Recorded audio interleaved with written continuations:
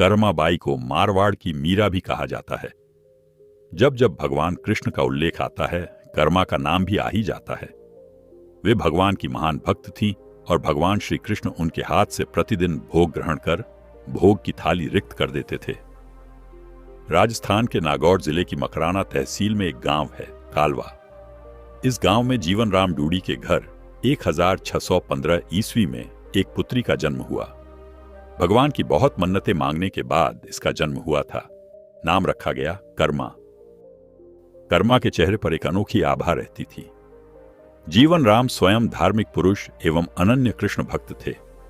उन्होंने भगवान के नाम मदन मोहन से अपने घर में कृष्ण भगवान का एक मंदिर बना रखा था। वे प्रतिदिन भगवान कृष्ण की पूजा करते और भोग लगाते तथा भगवान को भोग लगाने के बाद ही भोजन ग्रहण करते। यह उनके घर का नित्य का नियम था। इसी प्रकार समय बीतता गया। कर्माबाई प्रतिदिन अपने पिता को श्री कृष्ण भगवान की पूजा करते देखती, उनको भोग लगाते देखती। यही सब देखते सीखते कर्माबाई का बचपन बीत रहा था। अतः बचपन से ही उस नन्ही कर्मा में भक्ति भाव के संस्कार थे। इन्हीं संस्कारों के बीच पलते बढ़ते कर्मा 13 वर्ष की हो गई। एक बार जीवन राम को कार्तिक पूर्णिमा स्नान के लिए पुष्कर जाना था। उनकी पत्नी भी उनके साथ जा रही थी। वे कर्मा को भी साथ ले जाना चाहते थे, लेकिन एक समस्या आ गई।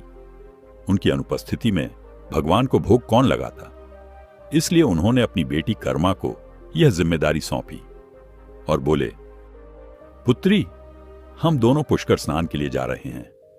तुम सुबह भगवान को भोग लगाना और उसके बाद ही भोजन करना। कर्मा ने यह जिम्मेदारी सहर्ष स्वीकार कर ली। माता पिता के तीर्थ यात्रा के लिए जाने पर कर्मा ने सुबह स्नान आदि कर बाजरे का खिचड़ा बनाया और पूजा के लिए अपने घर में बने भगवान के मंदिर के समीप आ गई। भोग की थाल भगवान के सामने रखकर हाथ जोड़कर बोली, हे प्रभु, भूख लगे तो भोग लगा हुआ है, आप भोग ग्रहण कर लेना, तब तक मैं घर के दूसरे काम कर लेती हूं। इसके बाद वह काम में जुट गई। बीच बीच में वह थाली देखने आती, लेकिन भगवान ने खिचड़ा नहीं खाया था। बहुत देर होने के बाद भी जब भगवान जी ने भोग ग्रहण नहीं किया तो उसे चिंता हुई कि क्या पता भगवान जी को खिचड़े में स्वाद ना आ रहा हो, इसलिए ग्रहण नहीं कर रहे। इसमें घी की या गुड़ की कमी रह गई क्या? फिर जाकर उसने और गुड़ व घी मिलाया और वहीं भगवान के सामने बैठ गई। लेकिन भगवान ने फिर भी भोग ग्रहण नहीं किया। तब मायूस होकर उसने कहा, हे प्रभु, आप भोग ग्रहण कर लीजिए। मां बापू पुष्कर नहाने गए हैं। आपको भोग लगाने के लिए अभी कुछ दिन वो लोग यहां पर नहीं रहेंगे। आपको भोग लगाने की जिम्मेदारी मुझे दी गई है, इसलिए आपके भोग लगाने के बाद ही मैं खाना खाऊंगी। परंतु भगवान जी ने फिर भी भोग ग्रहण करना शुरू नहीं किया। फिर कर्मा उनसे शिकायत करते हुए बोली, मां पिताजी, जब भोग लगाते हैं तब तो आप भोग ग्रहण कर लेते हैं, फिर आज क्यों भूखे बैठे हैं? इतनी देर हो गई है, खुद भी भूखे बैठे हैं और मुझे भी भूखा रखा है। यह सब बोलकर वह भगवान के भोग ग्रहण करने की प्रतीक्षा करने लगी। परंतु यह क्या, अब तो सुबह से दोपहर समाप्त हो शाम हो चली थी। भूखी कर्मा अब रुआंसा हो गई और दुखी हो रोते हुए बोली, हे भगवान जी, आप ग्रहण कर लीजिए भोग, अन्यथा मैं भी भूखी ही रह जाऊंगी। अंततः कान्हा के काठ की मूर्ति से आवाज आई। कान्हा बोले, कर्मा, तुमने पट बंद किया ही नहीं तो मैं भोग ग्रहण कैसे करूं? यह सुनकर कर्मा ने पट खिंचकर ढक दी। भगवान श्री कृष्ण ने खिचड़े का भोग ग्रहण किया और थाली पूरी खाली हो गई। कर्मा ने पलटकर देखा तो भोग की थाली में भोग नहीं बचा था। तब कर्मा बोली, भगवान जी, इतनी सी बात थी तो पहले बता देते, खुद भी भूखे रहे और मुझे भी भूखी रखा। इसके बाद कर्मा ने खिचड़ा खाया। अब तो प्रतिदिन कर्मा खिचड़ा बनाती है और भगवान जी भोग ग्रहण करने आते। इसी बीच उसे लगने लगा कि उसे सबसे पहले भगवान को भोग लगा देना चाहिए। क्या पता उन्हें जल्दी भूख लग जाती हो। साफ सफाई, नहाने धोने के कारण भगवान के भोग में देर हो जाती हो। फिर वह सबसे पहले उठकर भोग बनाती और प्रभु को भोग लगा लेती, फिर अपने दिन भर के काम करती। कुछ दिनों तक यह सिलसिला जारी रहा। फिर कुछ दिनों बाद उसके माता पिता तीर्थ से लौट आए। आते ही पिता ने अपनी लाडली पुत्री से पूछा, पुत्री, तुमने किसी भी दिन भगवान को भूखा तो नहीं रखा? कर्मा बोली, नहीं पिताश्री, मैंने भगवान जी को प्रतिदिन भोग लगाया। फिर जब मां रसोई घर में गई तो देखा जाते समय तो गुड़ का मटका पूरा भरा था, अब खाली कैसे हो गया? उन्होंने कर्मा को बुलाया और पूछा, पुत्री, गुड़ कहां है? कर्मा ने बताया कि रोज भगवान कृष्ण उसके पास आते और खींचड़े का भोग ग्रहण करते। कहीं मिठास कम न हो जाए, इसलिए खींचड़े में गुड़ कुछ ज्यादा डाल दिया। उसने पहले दिन हुई परेशानी के बारे में भी बता दिया। कर्मा ने कहा, भगवान जी ने बहुत देर तक ग्रहण ही नहीं किया था भोग, फिर पट बंद करने पर किया। यह सुनकर माता पिता चकित रह गए। वे जिन ईश्वर के आशीर्वाद हेतु इतनी दूर तीर्थ यात्रा पर गए थे, जिन्हें पाने के लिए लोग न जाने क्या क्या करते हैं, कहां कहां ढूंढते हैं, वे भगवान उनकी बेटी के हाथ से उनके घर में खींचड़ा खाते हैं। यह कैसे संभव है? उन्हें चिंता भी हुई कि बेटी बावली तो नहीं हो गई है। यह भी सोच लिया कि क्या पता कर्मा ने ही पूरा गुड़ खा लिया हो। इस पर कर्मा ने कहा, अगर आपको यकीन नहीं है तो कल देख लीजिए, मैं खुद भगवान को भोग लगाऊंगी। इस आश्चर्य से वे रात भर सो नहीं पाए। दूसरे दिन कर्मा ने खिचड़ा बनाया और मंदिर में भोग की थाली रखकर पट बंद कर दिया और बोली, हे भगवान जी, ये लोग नहीं मान रहे कि मैंने आपको ही गुड़ घी खिलाया है, अब आप भोग खाकर स्वयं सिद्ध कीजिए। भक्त की पुकार सुन भगवान को आना ही था और कान्हा खिचड़ा खाने आ गए। जब पट खुला तो जीवन राम और उनकी पत्नी आश्चर्यचकित थे कि भोग की थाली में भोग बचा ही नहीं है। फिर कर्मा का जीवन प्रतिदिन भोग लगाते ही निकला। जब उनके माता पिता नहीं रहे तब वे एक दिन अपने कान्हा की मूर्ति साथ लेकर तीर्थाटन के लिए निकल पड़ी, परंतु भगवान की कृपा से उन्हें हर दिन खिचड़ा बनाने के संसाधन मिल ही जाते और वे प्रतिदिन कान्हा को खिचड़ा खिला लेती। तीर्थाटन करती हुई देवी कर्मा भगवान जगन्नाथ की नगरी पहुंच गई और वहीं रहने का मन बना लिया। वहां भी रोज वह भगवान को खिचड़े का भोग लगाती और पट बंद कर देती। भगवान भी प्रतिदिन उनके भोग को ग्रहण करते। जिस दिन उन्होंने पहली बार जगन्नाथपुरी में खिचड़ा बनाया, उसी दिन उनके पास से जा रहे एक बालक ने उनसे कहा, माता, घी की बड़ी अच्छी सुगंध आ रही है, क्या भोजन बचा है? देवी कर्मा ने कहा, हां बालक, बचा है, तुम बैठो, मैं तुम्हें देती हूं। यह कहकर देवी कर्मा ने उस बालक के लिए भी खिचड़ा लगा दिया। बालक पूरे मन से स्वाद लेकर खा रहा था। देवी कर्मा को यह देखकर सुख की अनुभूति हो रही थी। उस बालक ने खाते खाते पूछा, माता, क्या मैं कल आऊंगा तो भी मुझे खिचड़ा खिलाओगी? यह सुनकर देवी कर्मा मुस्कुराई और बोली, हां पुत्र, तुम यदि प्रतिदिन आओगे तो मैं प्रतिदिन तुम्हें खिचड़ा खिलाऊंगी, तुम निसंकोच आना। यह सुनकर बालक प्रसन्न हुआ और प्रतिदिन देवी कर्मा के पास खिचड़ा खाने आया करता था।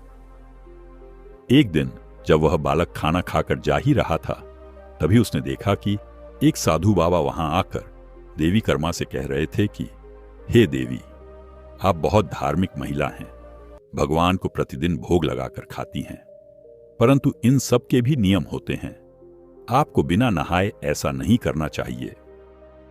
आप तो भगवान की परम भक्त लगती है, सो हे देवी, प्रतिदिन साफ सफाई करने के बाद नहा धोकर ही भगवान का भोग बनाया करे और भोग लगाया करे। यह सुनकर देवी कर्मा ने उनको हाथ जोड़कर प्रणाम किया और कहा, जी साधु बाबा, आप जैसा कह रहे हैं मैं वैसा ही करूंगी, मैं इस बात से अनभिज्ञ थी। फिर साधु बाबा वहां से चले गए। अगले दिन से देवी कर्मा साफ सफाई कर नहा धोकर भोग बनाने लगी, परंतु अब भोग लगाने में देरी हो जाती और जब तक भोग नहीं लगता उस बालक को भी भोजन नहीं मिलता। बालक आकर माता से कहता, माता, देर हो रही है, भूख लगी है, भोजन दो। माता कहती, थोड़ी देर रुक जा लल्ले, मैं दे रही हूं। बालक जल्दी जल्दी खाकर भाग जाता। कुछ दिन ऐसे बीते, परंतु यह कौन जानता था कि वह बालक साक्षात भगवान जगन्नाथ है, जो प्रतिदिन बालक का रूप धर कर्माबाई के हाथ से बना खिचड़ा खाने आते थे। इतने दिनों में जब जगन्नाथ मंदिर में भगवान का पट भोग के लिए खुलता तो भगवान के मुख पर की खिचड़े का जूठन लगा होता। एक दिन पुजारी ने मुस्कुराते हुए मन ही मन कहा, हे प्रभु, आपकी लीला भी अपरंपार है। जाने किस भाग्यवान भक्त के यहां आप जाकर प्रतिदिन खिचड़ा खाकर आते हैं। फिर पूजा अर्चना हुई, दिन बीत गया, रात्रि हुई।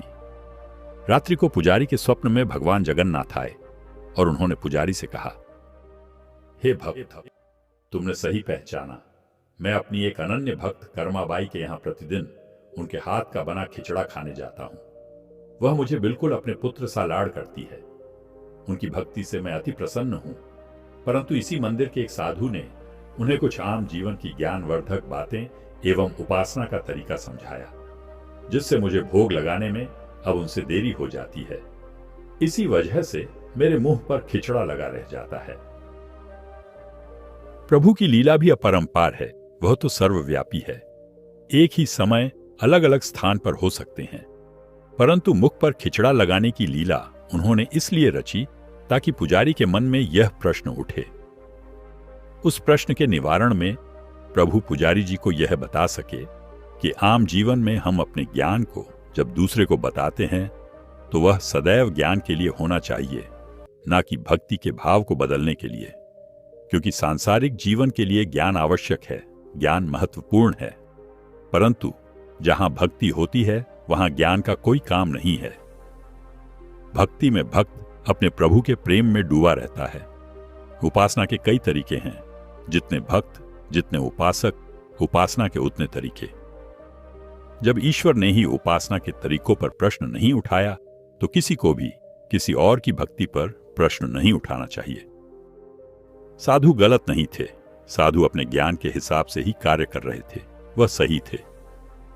परंतु उन्हें यह नहीं पता था कि जो महिला प्रभु को बिना नहाए खाना देती है, उसका भाव सिर्फ इतना था कि मेरे प्रभु को जल्दी खाना मिल जाए, वह भूखे ना रह जाए। और यह प्रेम भाव प्रभु के लिए हर नियम से ऊपर था।